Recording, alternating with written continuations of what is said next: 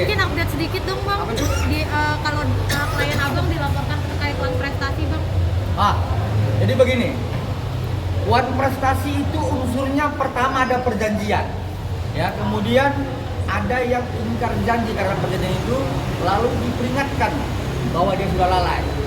Nah, terhadap ketentuan unsur uang prestasi, ya, saya pastikan klien kami, Dr. Reza, tidak pernah melakukan perbuatan uang prestasi kalau dilihat dari unsur dari uang prestasi. Dan kemudian kalau kita lihat unsur pertama dari uang prestasi adalah adanya sebuah perjanjian kesepakatan. Sebenarnya klien kami nggak mempunyai kesepakatan terhadap tersangka NM dan tersangka IM. Yang ada adalah dia memberikan sesuatu dalam tekanan seperti itu, ya. Jadi kami anggap bahwa tidak terpenuhinya uang prestasi itu, apalagi adanya sebuah kesepakatan yang disampaikan konsultannya tersangkanya seperti itu. Bang, ini kan klien abang dilaporkan dua pasal yang berbeda ya bang, ada yang rekaman suara sama juga ada uang prestasi. Mungkin Reza Gladysnya gimana sih bang tanggapannya? Santai ya. Jadi kan gini, yang pasti adalah setiap warga negara berhak untuk melaporkan, ya, bahwa dia menjadi korban atau kerugian seperti itu. Tetapi kita juga akan melihat apakah unsur itu dapat terpenuhi atau tidak. Tetapi secara hukum normatif, ya, itu disampaikan kepada rekan-rekan media. Saya salah satu penganut hukum Kelsen, ya, hukum positif, ya. Kalau saya tidak lihat ada unsurnya yang terpenuhi, saya tidak khawatir. Dan klien kami juga tidak khawatir. Karena peristiwa-peristiwa itu bukan seperti yang dituduhkan oleh si tersangka NM tadi, ya. Seperti itu. Mungkin udah ada panggilan belum sih bang terkait laporan yang rekaman suara itu, kan udah lebih dulu diajukan ya bang di Polda Metro Jaya. Sampai sekarang klien kami belum memberitahu kepada kami sudah adanya panggilan belum. Berarti menurut abang laporannya ini nggak ada unsur-unsur buat klien abang gitu bang ya? Nggak ada unsur-unsur? Nggak didasari hukum ya bang? Yang pasti kalau kita dalam hukum pidana, kita harus melihat, ya, unsurnya itu ada atau tidak ada, lemah atau kuat, seperti itu. Tapi kan biasa juga unsur itu yang lemah dikuat-kuatin, yang nggak ada diadain, biasa seperti itu. Makanya kemudian tentang persoalan itu nanti akan diperdebatkan dalam persidangan. Tapi kalau kita melihat tetap unsurnya itu nggak ada, itu lemah. Seperti itu. Untuk Dr. Reza Gladysnya sendiri udah siap bang kalau misalkan ada pemanggilan, ada pemeriksaan dan lain-lain, mungkin Sudah siap, ya. Klien kita sangat siap untuk menghadapi apapun yang dituduhkan kepada dia. Gitu. Lagi? Sip. Oke. Sip. Baik, thank you bang. Cukup ya. Tersangkain dia di Polres Medan dan juga sudah gelar perkara khusus, ya. Oke, dong. Sebelum dari Nah, kita dulu, jawab dulu, pengacawan. Enggak, saya enggak begitu tersangka di masa ini. Jadi sebenarnya kalau kita melihat peristiwanya, ini kan ada peristiwanya, sehingga bukan memaksakan untuk dijadikan tersangka, tapi memang hukum ini kan harus berjalan dengan tegak lurus, ya. Kalau memang dia harus ada faktanya, ya dia harus masuk gitu. Karena memang kalau kita lihat dari pelaporan ini, peristiwanya ada, buktinya ada, semua sudah ada, semuanya itu ada. Jadi bukan untuk kenapa harus memaksa, nggak seperti itu. Sama juga seperti kasus saya, ya memang dia ada mengatakan hal-hal yang melanggar undang-undang, sehingga dia harusnya memang tersangka, harusnya seperti itu. Jadi bukan memaksakan, tapi memang udah seharusnya seperti itu.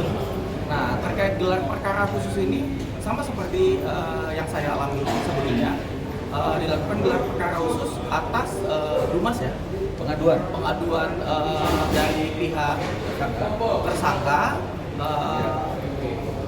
bahwasanya yang saya alami, ya, di dalam adanya gelar perkara khusus ini dilakukan dikarenakan adanya sangkaan atau dugaan si kenapa kok bisa jadi tersangka, sehingga akan dicek bagaimana perjalanannya, kenapa kok bisa menjadi tersangka. Nah, ini kebalikannya nih. Nah, kenapa ini tidak menjadi tersangka? Gitu. Ini jadi terbalik dari kasusnya saya. Jadi saya rasa ini langkah yang harus dilakukan.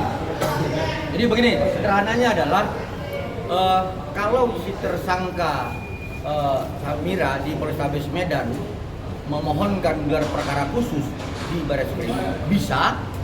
Kenapa tidak? Ya klien kami Dr. Reza Gladys tidak bisa memohonkan gelar perkara khusus. Tetapi ini terhadap kenapa tidak ada yang tersangka lain seperti itu. Ya begitu dok ya. Jadi kedatangan beliau kemari adalah mendukung rekan sejawatnya yang juga klien kami Dr. Reza Gladys terhadap permohonan agar dilaksanakannya gelar perkara khusus. Bagaimana beliau juga ya sudah dimohonkan gelar perkara khusus terhadap laporannya. Seperti itu ya. Jadi kita mohonkan, kita berharap adanya ajas equality before the law ya. Harus sama di mata hukum. Jangan nanti kalau ada campur tangan sesuatu, di sana bisa, di sini enggak, seperti itu ya. Ini kita ingatkan kepada pihak penyidik dan Kapolri, seperti itu. Bang, ini kan udah hari ini abang ke Mabes Polri ya. Ada langkah-langkah selanjutnya nggak, Bang sih? Kemana lagi kira-kira bang untuk mencapai sebuah keadilan yang harus ditegakkan ini, bang? Ini dia, ini di botak ini. Saya. Jadi baik, terima kasih rekan-rekan media. Langkah kita selanjutnya adalah kita akan menyurati Wasum dan juga akan menyurati Kadif Propam, serta juga kita akan menyurati surat perlindungan hukum ke Komisi 3 DPR RI. Karena perlu rekan-rekan semua ketahui, di sini Direktur Reserse Kriminal Polda Metro Jaya, Bapak Roberto Pasaribu, kami anggap telah menghalang-halangi proses. Dugaan kami telah menghalang-halangi proses penyidikan terhadap perkara ini. Kenapa kami mengatakan Pak Roberto Pasaribu menghalang-halangi? Kami juga menghalang-halangi perkara ini. Pertama, dia telah memberikan izin pinjam pakai terhadap handphone milik saksi O. Padahal baru 1 hari disita. Selanjutnya, berdasarkan peristiwa hukum tanggal 14 kemarin terkait BAP tambahan, semua pertanyaan itu mengarah ke saksi O dan saksi S. Maka seharusnya sebelum berkas itu dikembalikan kepada kejaksaan, Pak Roberto Pasaribu selaku pimpinan penyidik dalam perkara ini mengambil keterangan tambahan dari saksi O dan saksi S. Baru setelah itu dikembalikan berkas kepada kejaksaan atau penuntut umum. Tapi faktanya kita lihat tidak ada panggilan tersebut, tidak ada keterangan tambahan tersebut. Tapi berkas sudah dikembalikan kepada penuntut umum. Maka dari itu kami akan melaporkan ini ke Propam, melaporkan ke Irwasum dan meminta rapat dengan pendapat ke Komisi 3 DPR RI. Serta kedua kami tegaskan kepada seluruh rekan media bahwa kehadiran kami hari ini adalah untuk memohonkan agar dibuatkan gelar perkara khusus. Kami akan memintakan nanti di dalam acara gelar tentang petunjuk P19 apa yang kemarin diberikan penuntut umum yang tidak dipenuhi oleh pihak kepolisian. Itu nanti akan yang kami rencanakan ke depan. Oke, ada lagi? Bang,